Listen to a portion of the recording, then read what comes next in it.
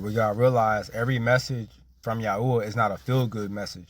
Sometimes the word comes to you for correction because we get stuck in our ways, and we gotta be put back into alignment with YAHUAH, and we have to come out of what we're comfortable with. And sometimes if we get too comfortable, when we hear something that's going against our habits, we don't like that. You have to come out of whatever you're in that's not in alignment with YAHUAH and get yourself back in alignment, get yourself back in righteousness. You should always be getting those slaps on the wrist from YAHUAH. Proverbs chapter 3, verses 11 through 12. My son, despise not the chastening of YAHUAH, neither be weary of his correction. For whom YAHUAH loves, he corrects, even as a father, the son in whom he delights. So it is a blessing for us to be corrected by YAHUAH.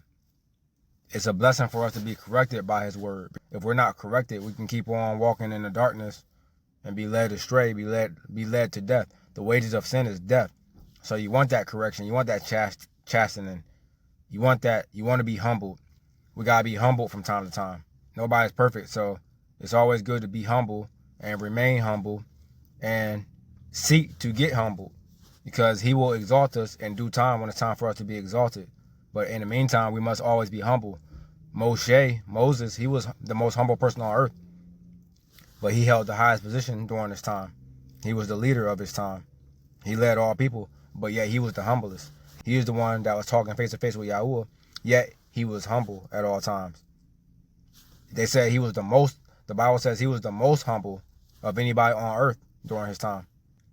That's why there's a verse that says, I don't have it up right now, but do not think more highly of yourselves than you ought to.